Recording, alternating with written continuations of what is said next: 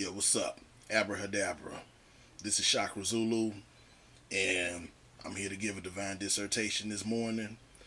Um, what I was gonna do was I was gonna start bashing certain cats in the so-called conscious community or the RBG movement or whatever, because a lot of brothers and sisters still tend to deal in misinformation, especially in terms of supporting these charlatans who try to pass themselves off as quote unquote black leaders, but instead of coming at it from a accusatory or a stance of me talking down to somebody, I figure it's better for me to edify y'all on what's what, as opposed to pointing the fingers and talking as if I'm, sitting on a high horse or whatever, because, you know, that's not going, coming at it from that angle, I'm not going to get much done,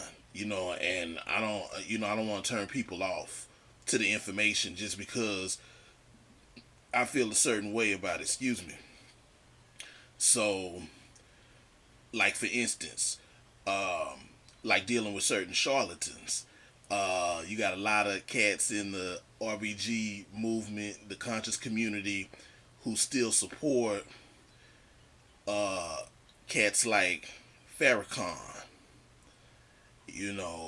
When Farrakhan has more or less let it be known, who he's down with and who he works for, uh, namely the Scientology community,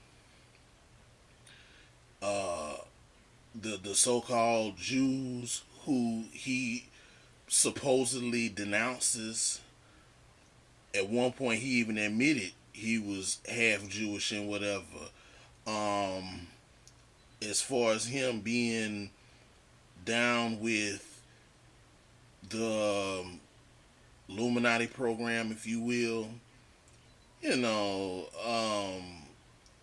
anybody who's down with the Illuminati has what they call a handler or a sponsor, which is basically no different from if you get in trouble with the law and you have a PO, somebody who you got to check in and report to.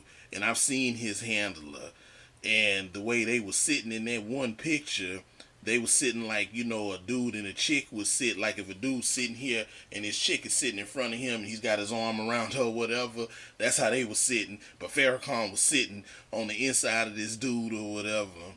And that picture spoke 1,000 words.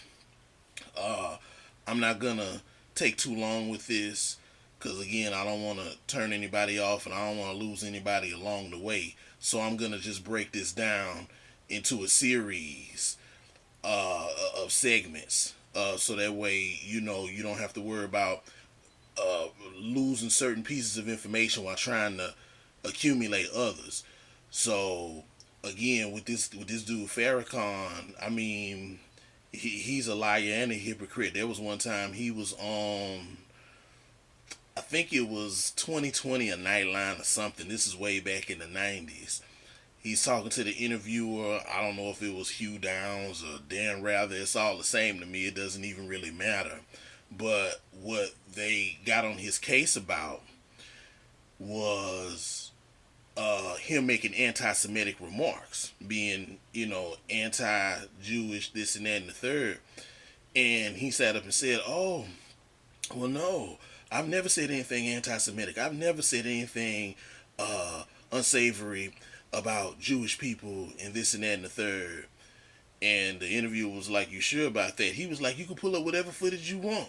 You'll never find me talking down about the Jews and this and that, whatever." And the interviewer was like, "Okay, that's all we need to hear. Roll camera." And sure enough, they pulled up some stuff from back when he was still Louis X.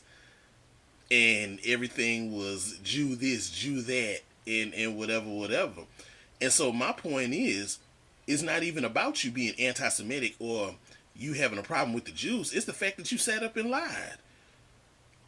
So I mean, who's gonna follow somebody who's gonna sit up and tell a bold-faced lie like that and then get exposed and then not really have anything to say to justify that, you know. And then a lot of these cats are still supporting Farrakhan after he's admitted that Malcolm's blood is on his hands. You know, him and another handful of, you know, other drugged up degenerates who were uh, under the COINTEL program, excuse me, who was sent to assassinate Malcolm. You know, and for people to still support this cat, you know, yeah, he supposedly recently went off about the Rothschilds and the Rockefellers, and he blew his cool about that. So fucking what? You know, he's been playing the fiddle with these motherfuckers for years. You know, with him supposedly being Muslim, he's tried to confuse uh Muslim ideology with Christian ideology alongside Scientology. You know, which is basically uh, uh, uh, uh, uh, some shit that's designed to basically control your mind and your money. So I mean,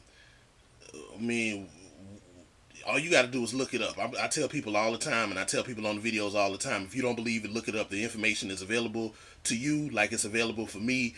I don't have time to sit up here and lie or to try to get fame off of trying to take somebody else down. I'm here to spread truth and knowledge according to the divine channelings that I get from the higher frequencies.